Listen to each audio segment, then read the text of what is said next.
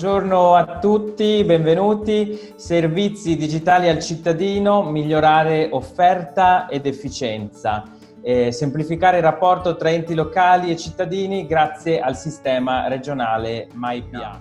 Ricordo che l'agenda digitale prevedeva 3 driver trasversali che erano legati a infrastrutture, dati e empowerment, ossia cultura digitale del cittadino ma anche della PA.